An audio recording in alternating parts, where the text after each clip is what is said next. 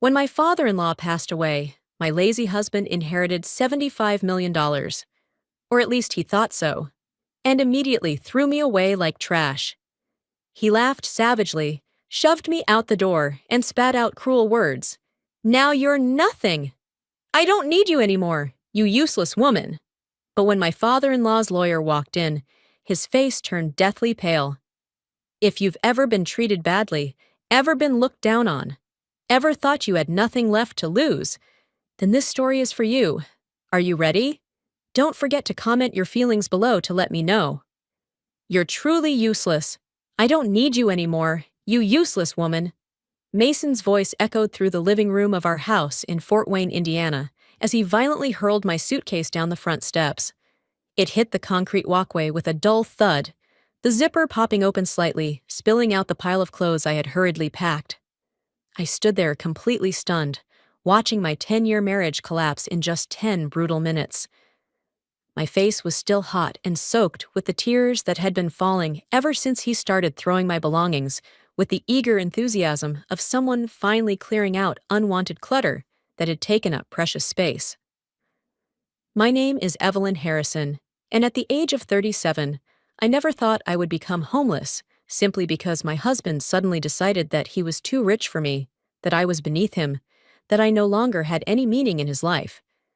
Theodore, his father, had died just 3 days earlier after a long battle with failing health, and Mason was acting as if he owned the entire world and everything in it. "Now I'm rich, Evelyn! $75 million! Mason shouted joyfully, his face flushed with excitement as he stood at the door with his hands on his hips, wearing a triumphant expression. "I don't need some pathetic waitress dragging me down anymore. I'm going to live like a king. I'm going to have the life I've always dreamed of." His cruel voice cut deeper than any physical blow ever could. For 10 exhausting years, I had worked 2 shifts at Rosie's place to keep our family financially afloat, while Mason bounced from one part-time job to another, constantly saying he was finding himself, or waiting for the right opportunity that supposedly matched his so-called talents. I paid the mortgage every month, bought all the groceries for the household, and even paid for his car whenever his work was unstable, which honestly was most of the time. I had been the backbone of the family, the responsible one, the adult in the relationship. "Mason, please," I whispered, my hands shaking uncontrollably as I bent down to pick up the suitcase, my dignity shattering on the concrete along with my clothes. "We've been together for 10 years. Doesn't that mean anything to you?" He laughed, a hoarse, raspy laugh that made my stomach twist violently. "That just means I wasted 10 years being held back by someone who was never good enough for me. Theodore always knew I was destined for greatness. That's why he left everything to me. He believed in me." As I stood on the sidewalk, watching him close and lock the door that had been our home for so many years, I felt something inside me break beyond repair. But it wasn't just heartbreak, sadness, or even shock. Something else was smoldering inside. I suddenly remembered the first time I met Mason 10 years ago at a small job networking event in downtown Fort Wayne. The room back then was packed with young, ambitious faces, everyone carrying business cards, dreams, and carefully polished success stories. I came only because my mom had said, "Maybe it'll open another door for your life." I remember standing in the corner with a glass of cheap wine in my hand when Mason appeared beside me, as naturally as if we had known each other for years. "You look like someone who actually works for a living," he said, smiling a very charming smile, too smooth for me to be on guard in time. "I'm Mason, currently taking a break from work, but that's my choice. I have to take care of my dad." He told me his mother had passed away early, that his father had been sick for years, that he had put his career on hold to stay with his family. In a room full of people showing off new cars, hunting for high-bonus jobs, or talking about how to enjoy life, his story of devotion softened me. When 3 hours later, he still remembered my name among dozens of people, when he brought me another drink without me asking, when he repeated exactly what I had said about how hard it was to find the right job, I thought I had met someone who truly knew how to listen. My dad built his whole company from nothing, he told me at coffee the next morning. But he taught me that money isn't everything. When family needs you, children have to show up. At that time, I was 26, freshly out of school, just beyond the protective arms of my parents. I was far too ready to believe in a beautiful story. Mason's energy, his confidence, even the way he turned long-term unemployment into a pause to prepare for the future, strategy, added a bit of color to my dull life. Only later did I understand that behind that story of devotion was just a man who lived entirely off others. And when I met Theodore for the first time, 6 months later, at the dinner where Mason finally agreed to take me home to meet him, the old man's eyes rested on me for a long time, both gentle and heavy at the same time.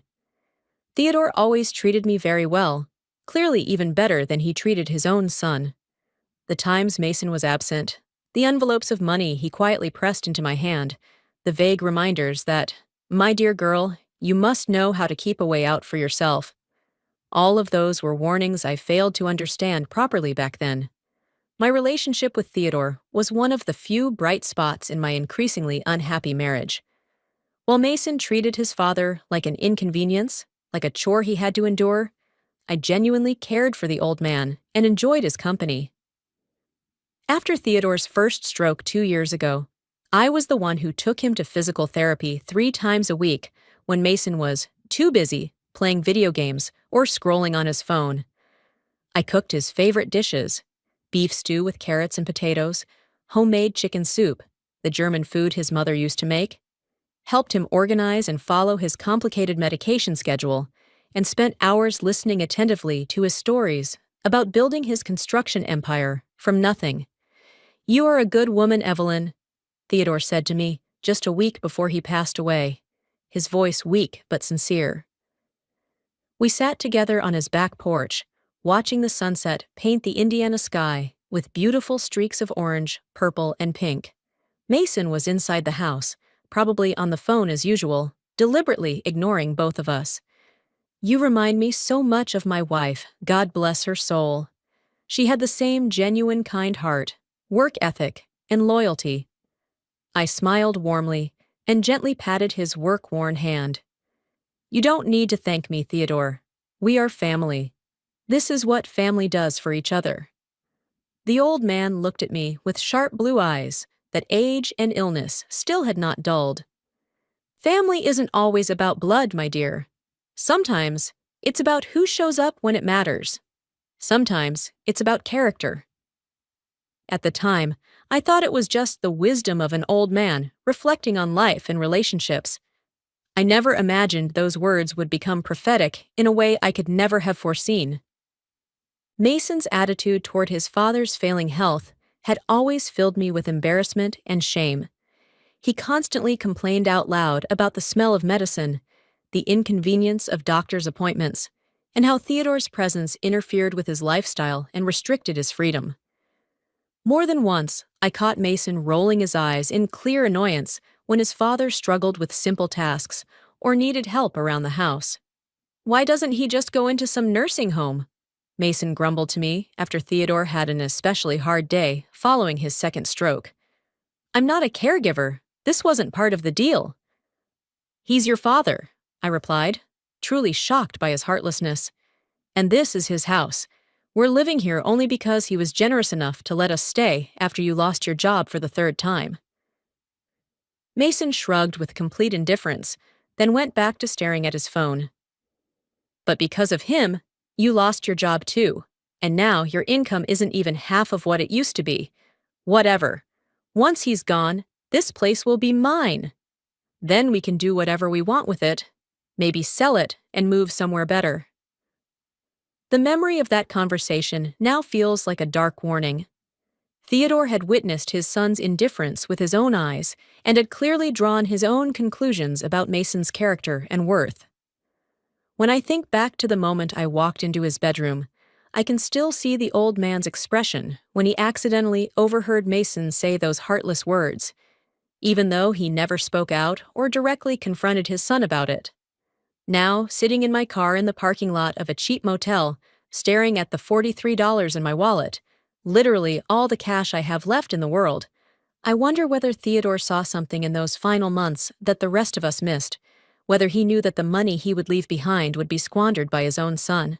The funeral was held small and simple. Theodore didn't have many close friends left alive, and Mason's behavior throughout the service was truly disgraceful and shameful. Instead of mourning his father or showing any sincere sorrow, Mason kept checking his phone and whispering to his brother Wyatt about the inheritance they believed would be valued. "I heard my dad's construction company was valued at $60 million last year," Wyatt whispered during the eulogy while the pastor was speaking. "Plus the house, the land, and all those investments." Mason grinned like a child eager for gifts on Christmas morning. "I'm thinking about buying a boat first. Maybe one of those big yachts I saw in Miami last year. And definitely a new car. Maybe a Porsche." I was deeply embarrassed by their behavior, but I was even more unsettled by something else I noticed. Gregory Rodriguez, Theodore's estate attorney, kept glancing at Mason with an expression I couldn't quite read. It wasn't grief or pity. It was closer to disapproval, mixed with a clear sense of anticipation, as if he knew something the rest of us didn't. After the service ended, Gregory approached me with genuine warmth and kindness. "Evelyn, I'm very sorry for your loss. Theodore often mentioned you in meetings. He cared about you a great deal." "Thank you, Mr. Rodriguez. He was a wonderful man. I will miss him terribly."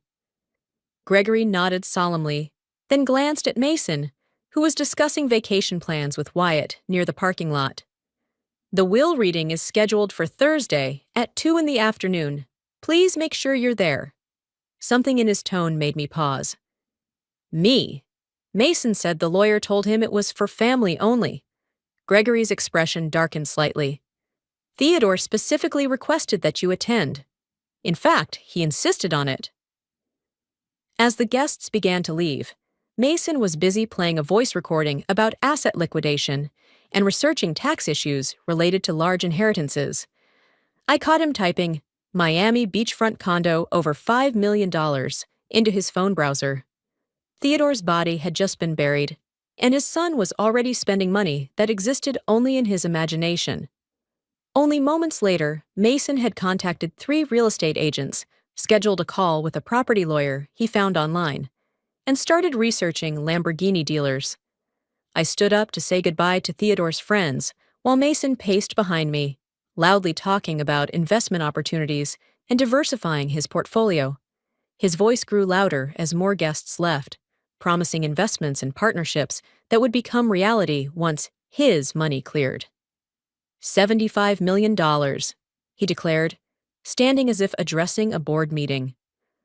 "That's the value of my father's estate. I've spoken to my father's lawyer. Probate will be finalized right after the announcement." He handed me the divorce papers with the casual efficiency of someone closing a business deal. "I finally don't need your tiny paycheck anymore. You were useful for paying rent, but now you have no value to me at all." Those words should have destroyed me. They should have left me stunned, crying, begging. Instead, I felt something entirely different, a cold clarity like ice running through my veins. Theodore's voice echoed in my memory. "Wisdom is more important than wealth." The leather notebook he gave me lay inside my purse. "All right," I heard myself say, my voice still calm as I took the pen Mason offered. "But I want this handled properly through lawyers." "Whatever makes you more comfortable," Mason laughed, already picturing his Miami penthouse. "Gregory will handle everything. The estate, the divorce, all of it. A clean break." I signed carefully. Mason snatched the papers back, his wide grin looking almost painful. "You can come back for the things we bought," he said. "Consider it your breakup money." That conversation haunted me for 3 days after the funeral. Mason was so confident, so certain about his inheritance, that he had already begun making meticulous plans. For selling Theodore's house, buying luxury cars, and a new apartment. But there was something in Gregory's cautious attitude that suggested Mason's confidence might be badly misplaced. The lawyer looked at Mason the way a teacher looks at a student who hasn't studied for an important exam, but still expects to get an A. Sitting in a dull hotel room, eating a dry sandwich bought from the gas station next door, I suddenly thought about the small but meaningful moments I had shared with Theodore. The way he smiled warmly when I brought him his morning coffee just the way he liked it. The way he insisted on paying when I drove him to the grocery store. The way he sincerely thanked me for every kindness, no matter how small. Mason doesn't deserve you, Theodore had once said, when Mason was especially dismissive of my temporary job at the diner, calling it an embarrassment that his wife was just a waitress. A man should cherish a woman who works as hard as you do. Now, facing a shaky and frightening future, almost completely penniless, I clung to those words like a lifeline. Maybe Thursday would bring more pain and disappointment, but deep down inside me, something whispered that it might bring something entirely different. Thursday arrived with gray, gloomy weather that seemed to perfectly match my anxious mood. I had spent the previous night at the Comfort Inn, using up the last of my credit card to pay for the room. Mason hadn't called once to check on me or ask if I was okay, and every time I tried to call him to discuss practical matters, like our joint bank account and shared bills, he sent me straight to voicemail. Gregory Rodriguez's law office was located in a beautifully restored Victorian house downtown, with gleaming hardwood floors and walls lined with impressive leather-bound law books. The waiting room smelled faintly of leather and old paper, soft classical music drifting from hidden speakers. It was the kind of space that felt both traditional and quietly luxurious. Mason arrived exactly 10 minutes late, wearing a brand new suit that he must have bought with money from our joint account, without my knowledge or permission. He walked in with the swagger of a man who was absolutely certain he was about to become rich. Wyatt came with him, and neither of them could really hide their excitement and anticipation. "Sorry I'm late," Mason said to the whole room, his voice showing no real remorse at all. "I was on the phone with a yacht broker in Florida. Gotta start planning how to spend all this money, right?" He glanced at me, sitting quietly in the corner with open disdain. Then his expression shifted into slight irritation. "This is a family matter. She shouldn't be here." Gregory Rodriguez stepped out of his office before I could react or defend myself. He was an elegant man in his early 60s, with neatly trimmed silver hair and a calm, authoritative presence that immediately inspired trust. "Mason, Wyatt, Evelyn, thank you all for coming today. Please follow me into the conference room." The conference room was dominated by a large mahogany table, surrounded by expensive leather chairs. Gregory took his seat at the head of the table and opened a thick folder that looked very official. Mason and Wyatt sat on one side, and I sat directly across from them. That distance carried a symbolic meaning of its own, as if we were two opposing sides in a courtroom. "Before we begin," Gregory said, carefully adjusting his glasses, "I want to make sure everyone understands that this will reading will proceed exactly as Theodore outlined in his will. There will be no interruptions or questions until I have finished reading, and no disputes until the entire document has been read." Mason eagerly leaned forward. "Mr. Rodriguez, say whatever you like. I'm ready to hear about my inheritance. Let's get started."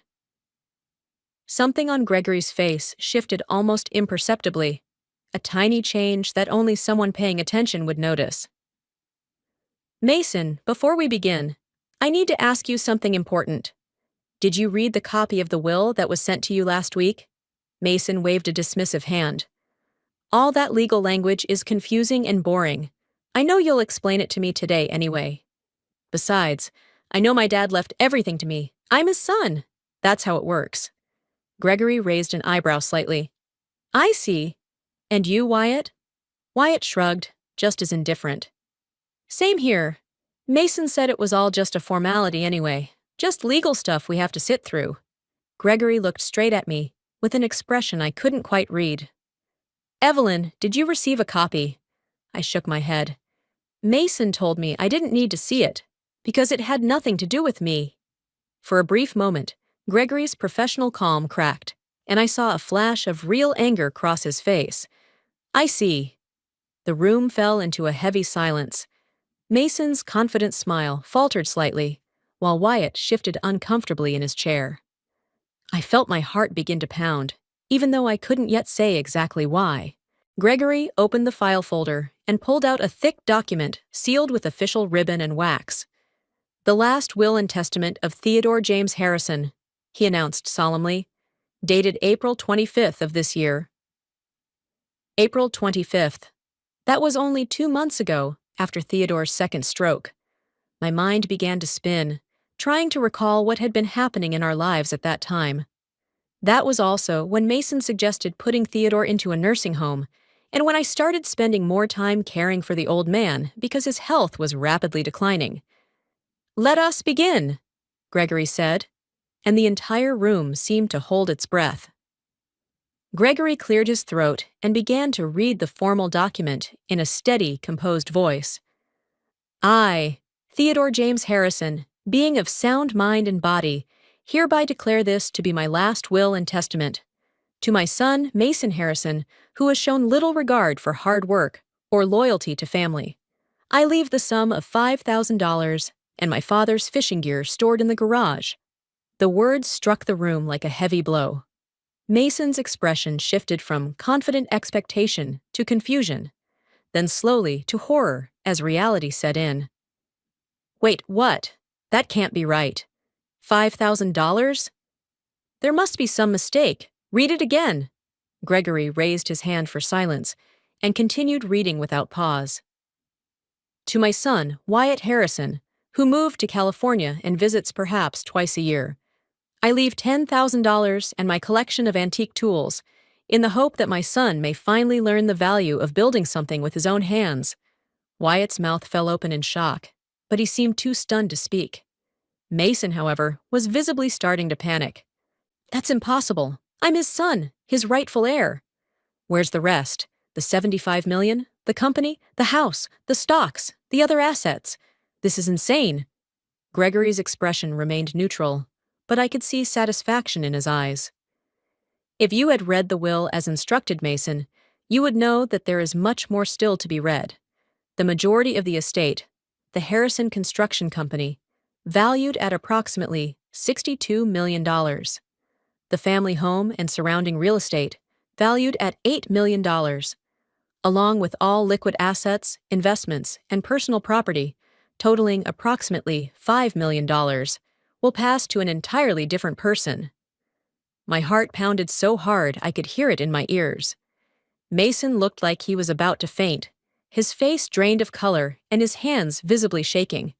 "To Evelyn Harrison," Gregory continued, and my world tilted, "who has given me more love, loyalty, and devotion over the past 10 years than my own flesh and blood have given me in a lifetime, I hereby leave the remainder of my estate."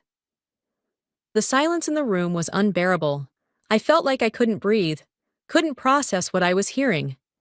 Mason let out a strangled sound, half gasp, half sob. "Theodore also wrote a private letter to accompany this will," Gregory said, pulling another document from the file. "He asked that I read it aloud to all present."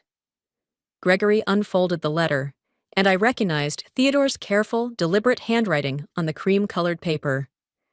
"My dear Evelyn," he began, "if you are hearing these words, then I have passed on, and for the first time you will learn that I chose to leave my life's work to you rather than to my son's.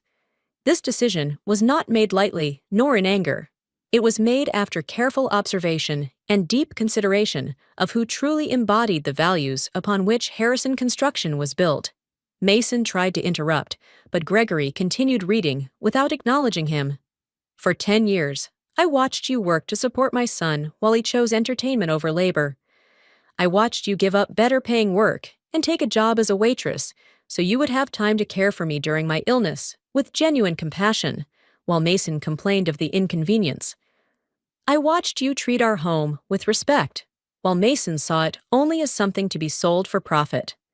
Most importantly, I watched you demonstrate every day the qualities I spent my lifetime trying to instill in my sons: kindness, integrity, devotion, and humility."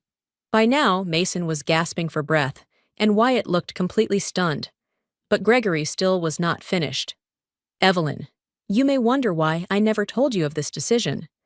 The truth is, I wanted you to observe and recognize how Mason treated you when he believed the inheritance was assured. His behavior in these past months, and especially the way he treated you after my death, was meant to show you clearly whether this marriage was worth continuing. Mason suddenly leapt to his feet, sending his chair crashing backward. This is madness. She isn't even blood-related. You can't possibly hand over my inheritance to a waitress. I'll fight this to the end.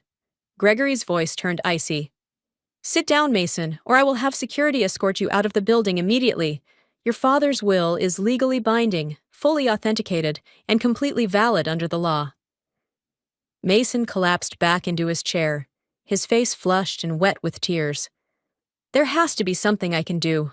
I'll contest it. I'll prove he wasn't of sound mind. He was old and sick. I anticipated that response, Gregory replied calmly. Theodore underwent a comprehensive psychological evaluation just a few weeks before signing this will. Dr. Elizabeth Morrison, the psychiatrist who conducted the evaluation, found him to be fully competent and of sound mind. Her detailed report is part of the permanent record. He returned to the letter. Evelyn, I hope you will use this inheritance wisely. Harrison Construction has 53 employees, and they are good people who deserve security. The company is profitable and has been well managed by my director, William Hargrove, who has worked with us for 22 years. I trust that you will keep him on and gradually learn from his experience. For the first time since the reading began, I found my voice again. Mr. Rodriguez, I don't understand. How did Theodore know Mason would treat me this way? Gregory set the letter down and looked at me gently. Theodore called me the day before he passed away. He told me that Mason had already started planning to sell the house and had consulted a lawyer about divorce. He asked me to make sure you attended this will reading because he knew Mason might try to exclude you. The room seemed to spin around me as I slowly understood everything that had happened. Theodore had not only seen Mason's true nature, but had also planned this moment with the precision of a military campaign.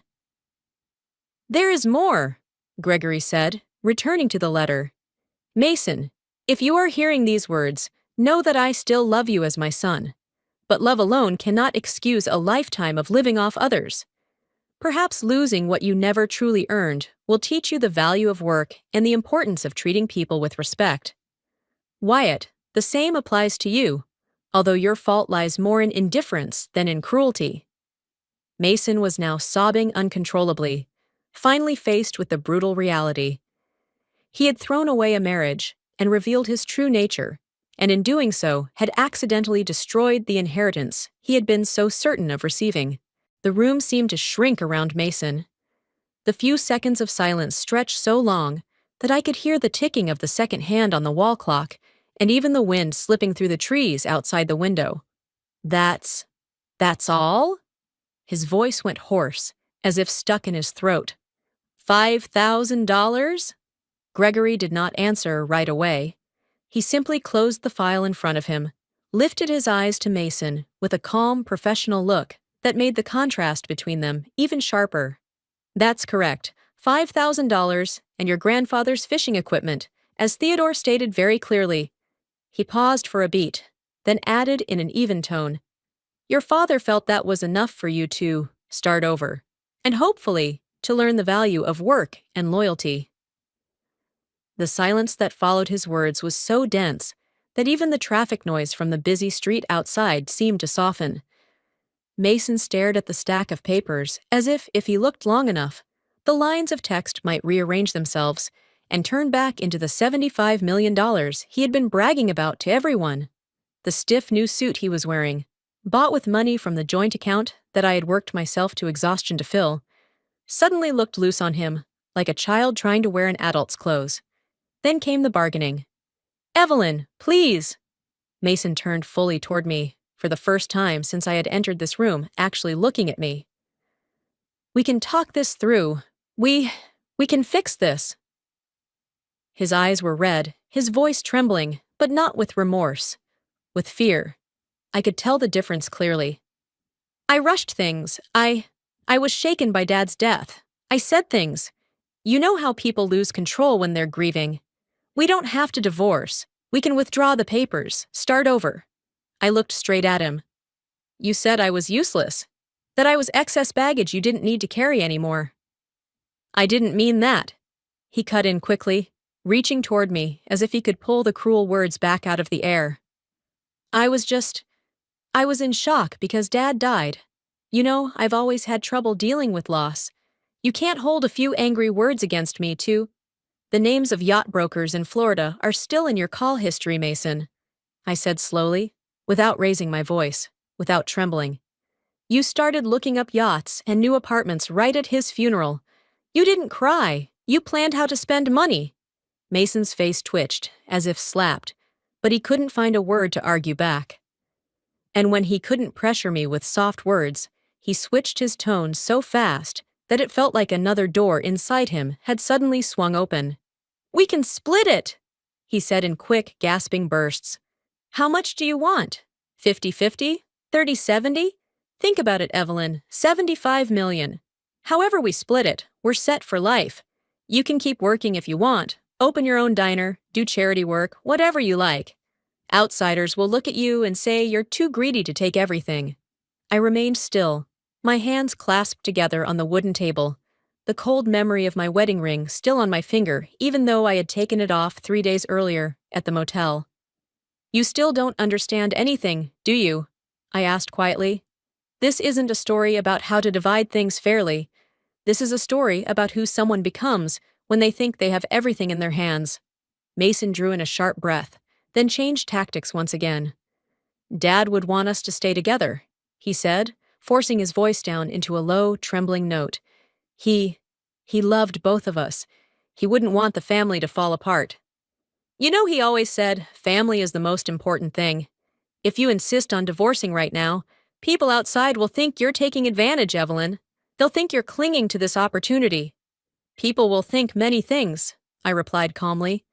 But only a few truly know the truth. And he was one of them. I gave a slight nod toward the will in Gregory's hands. And now, so is the court. When he realized that pleading, persuading, and promising were no longer working, Mason lunged straight into the territory he knew best: threats. I'll contest it! He sprang up, his leather chair scraping backward, with a sharp screech across the wooden floor. I'll drag this to court. I'll prove he wasn't of sound mind. I'll show the whole world what you did, how you brainwashed him, turned him against his own son. You think I'll just sit back and watch you take everything? Not a chance. His voice echoed between the wood-paneled walls, crashing against the shelves of leather-bound law books, like a chaotic storm hitting the surface of a still lake. Gregory remained seated, back straight, hands folded calmly in front of him, eyes as unruffled as a sheet of glassy water. Mr. Harrison, he said, his voice low but clear. As I have explained, Theodore's will was drafted while he was fully competent, notarized, and witnessed properly. Theodore updated his will several times over the past 3 years, each time adding more specific provisions regarding your inheritance and that of your brother. We have medical evaluations, clinical records, and statements from his physicians confirming his mental capacity at the time of signing. Mason slammed his palm onto the table, sending a small crystal paperweight jumping briefly before settling back into place. You can say whatever you want, he snapped. But what about her? What did she do, huh? She stayed right by him every day. She whispered all that nonsense about kindness and responsibility into his ear. This is elder coercion. This is psychological abuse. I will... Mason, I cut in, saying his name for the first time without any title or pronoun attached. For nearly 10 years, you lived off my paychecks and called it a temporary break to find the right opportunity. You lied to your father that you took care of him every day, while it was me who drove him to physical therapy, cooked his meals, and gave him his medicine. You counted down the days of his life the way people count down to Christmas, except what you were waiting for wasn't love. It was a number in your bank account. I stood up, calmly straightened the crease in my slacks, and realized that I was no longer shaking. The anger had passed long ago, replaced by something else, cold, clear, and unmovable. And the moment you thought you no longer needed me, you threw me out like a trash bag. Your father wasn't brainwashed by me. He simply opened his eyes to his own life and finally accepted the truth about his son. Tears began to spill, this time no longer under his control. Mason collapsed back into his chair, both hands clutching his head, like a child being unfairly scolded by a teacher. If this had been the first time I'd ever seen him cry, I might have softened, but I had once stood outside the bathroom, listening to him practice crying in front of the mirror for a negotiation with a former boss, trying out different pitches and degrees of sobbing to see which sounded most convincing. I knew exactly who these tears belonged to. Mason looked up, his eyes bloodshot. He pointed straight at me. "You're just holding it in my place. All that money, that company, in the end, it'll only exhaust you. You think they'll respect you more just because it's in your name?" Gregory cleared his throat softly. "Mason, you still seem not to understand. The company, the properties, the investment accounts, all of it is now Evelyn's legal property, effective as soon as the transfer procedures are completed. That is not holding it in someone else's name. That is ownership." He turned toward me, his gaze softening. "As for the divorce, Evelyn, if you wish to proceed, I will make sure that all assets currently in your name are fully protected during the marital property division." "I wish to proceed," I said without hesitation. "There is nothing in this room, no number, no document, that makes me want to change that decision." I looked at Mason one last time. "You were right about one thing. Money reveals who people truly are, and you proved that better than anyone." Another chair scraped violently across the floor. Mason leapt up again, this time not from pain, but from naked rage. "You're all in on this together," he shouted, pointing first at me and then at Gregory. "You and him were against me from the start. You staged this whole damn play, read every word just to humiliate me. You can't do this to me. I'll—" The conference room door opened without a knock. A tall security guard in a dark blue shirt, with a small name badge on his chest, stepped inside, stopping at the doorway, but impossible to ignore. "Is there a problem, Mr. Rodriguez?" he asked calmly. "Nothing serious," Gregory replied, without turning his head. "But if Mr. Harrison requires assistance, finding his way out, please help him." For a few seconds, Mason looked around like a trapped animal, searching desperately for the smallest opening to escape. Then everything seemed to collapse. His shoulders sagged, the hand that had been pounding the table fell limp, and the eyes that had once burned with ambition were now nothing but hollow pits of panic. "Evelyn," he repeated, this time his voice hoarse and small, like a prayer whispered in an empty church. "We could have had everything. Don't you understand? We could have had everything." I stood up and picked up my purse from the chair. "No, Mason," I said, turning toward the door, but still close enough to hear his heavy breathing. "You could have had everything. All you had to do was know how to cherish what you already had. But you didn't. Now it's too late." I walked out of the room, the door closing softly behind me. A few seconds later, I heard heavy footsteps, the scrape of a chair, the rise of Mason's voice one last time before it faded as he was escorted out of the office. I left the building with the strange feeling of having just escaped a storm I had been trapped in for 10 years. The wind outside was cold, but it no longer cut to the bone. It only made my eyes sting slightly and my hands go a little numb. The familiar sensation of a woman who once stood for hours at the diner entrance, waiting for the last customer to leave so she could lock the door and turn off the lights. The weeks that followed passed in a blur of meetings with lawyers, signing papers, seeing accountants, and working with Theodore's company director to make sure everything transitioned smoothly. The divorce went through faster than I expected, mostly because Mason could no longer afford to hire a lawyer.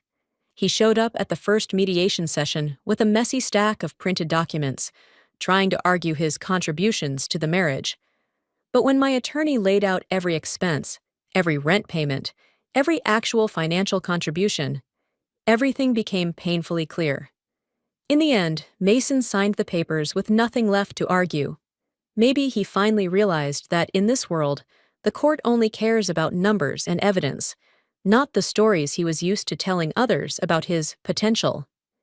Bank statements later showed that the $5,000 Theodore left him disappeared almost immediately, dissolving into a security deposit for a new apartment, a newer model phone, and a few expensive dinners he used to save face in front of a handful of old friends who hadn't yet caught up with reality.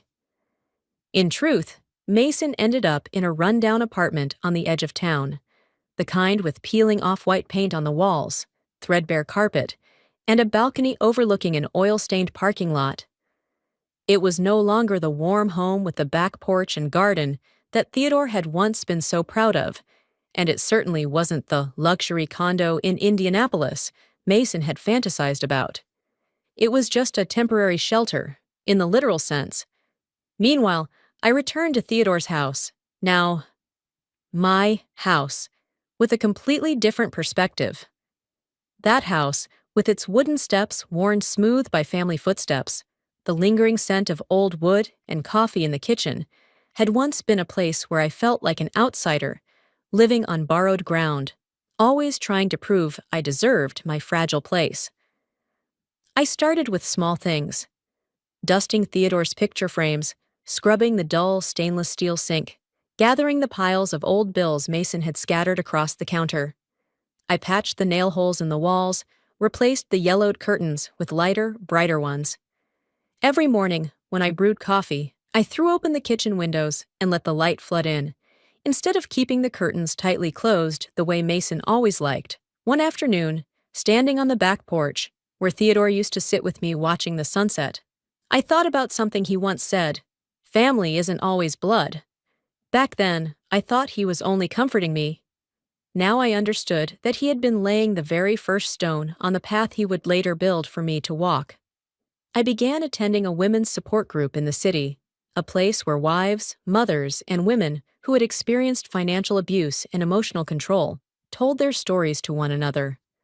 A few of them were former regular customers at the diner where I used to work, and when we met again, they were surprised to see me in a different role, no longer wearing an apron behind the counter. We sat around plastic tables, sharing things that each of us once thought we were facing alone: husbands who wouldn't let us handle money, who forced us to quit our jobs, who put every asset in their own name, and then threatened to throw us out if we dared to object. The money Theodore left me wasn't just a number. It was a rare chance to turn those stories into something more than shared sorrow. I met with Gregory, with several other lawyers and accountants, and together, we talked through the creation of a foundation. We argued over the name for 2 weeks. In the end, I chose the one I knew he would have smiled softly at and nodded in approval if he were still alive: the Theodore Harrison Foundation for Women's Independence. The foundation started modestly: a few workshops on personal financial management for women, free legal consultations about property rights in marriage, small group sessions on how to plan an exit from a toxic relationship. I used the large living room in Theodore's house as the board meeting space, hanging a photograph of him in the central spot, a picture of him smiling gently on the back porch, a coffee cup in his hand, eyes squinting in the sunlight. Beneath the photo, I placed a small plaque, built with kindness and clarity. News of Mason reached me not through the media and not through Gregory, but through smaller, quieter channels. Scattered remarks from former coworkers, old neighbors, an occasional offhand comment. One woman who used to work the evening shift with me at Rosie's place said she had seen him at a job fair in the mall, still in a fitted suit, but with frayed cuffs, dulled shoes, and a hastily knotted tie. He was standing at the recruitment booth of a call center customer service company, handing his resume to the interviewer with a stiff smile I knew by heart. Another person, the bank employee where we once opened our joint account, said Mason had come in asking about a loan to start a business again. When she explained that he had no collateral, no access to any of Theodore's accounts, and a financial history that didn't meet the standards, he stood frozen at the counter for nearly 10 minutes, like someone who had just heard a completely foreign language. In the end, security had to ask him to leave when he began muttering that there must be some mistake. The piece of news that made me think the most came from a phone call from Mrs. Lewis, the neighbor who lived 2 houses down from Theodore's. The same woman who used to bring over apple pie every Thanksgiving. Evelyn, I wanted to tell you, her voice was soft but clear. I've been seeing Mason these past few days. He moved into an old apartment a few blocks away, the kind with just one bedroom, peeling paint on the walls, and a tiny little balcony. He's lost a lot of weight, his beard's grown out patchy. His shirts aren't ironed like they used to be. Yesterday, I saw him carrying a plastic bag back from the discount store, all instant noodles and canned food. That boy used to brag to me that he was going to buy a house in Miami. Now, she let the sentence trail off. I didn't hear any gloating in her voice, only a sadness mixed with disappointment. I felt the same.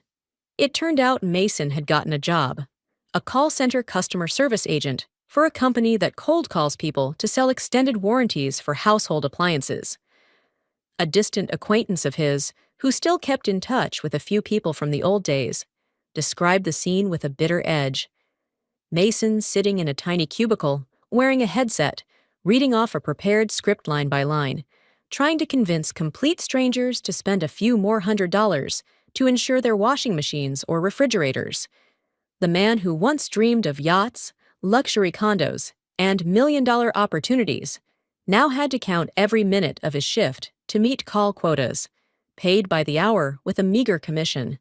The $5,000 from the will, the opportunity Theodore had intentionally left him, was long gone.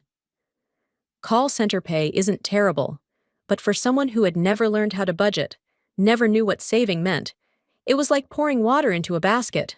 For the first time, Mason had to choose between paying rent a few days late or cutting back on food. For the first time, he had to learn how to live without the fantasy of a pile of money falling from the sky. Meanwhile, my life did not turn into a fairy tale. No one waved a magic wand and made everything easy, but it became quiet.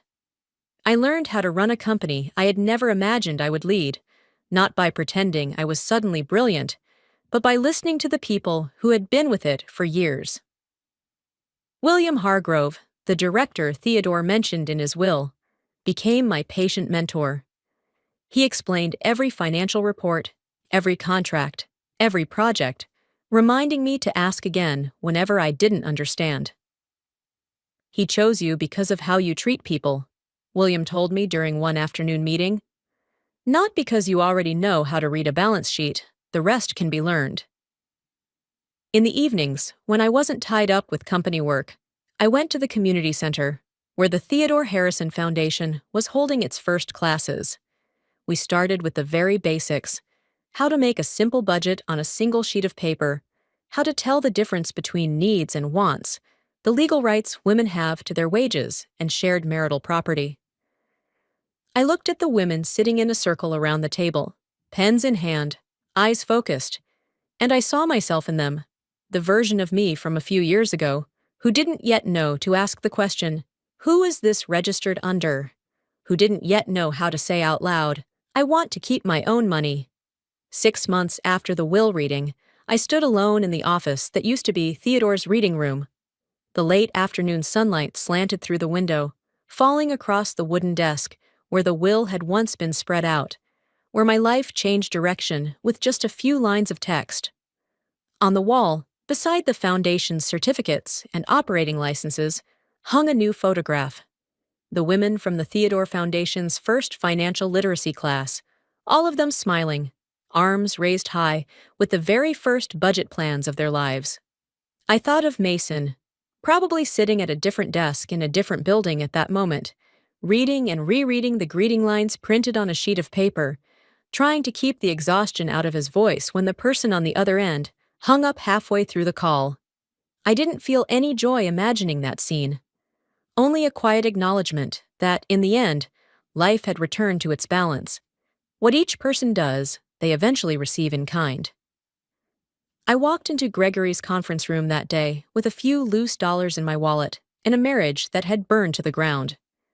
I walked out as the owner of a construction company, as the person entrusted with deciding the future of dozens of employees, and more importantly, as someone who finally believed that my worth no longer depended on whether a man chose me or not. Mason's face at the moment he realized Everything had slipped through his fingers, will always stay somewhere in my memory, not as a sweet moment of revenge, but as a clear reminder that character matters more than blood, and that real value is not measured by the amount of money we expect to inherit, but by what we do and what we give, when no one has promised to repay us.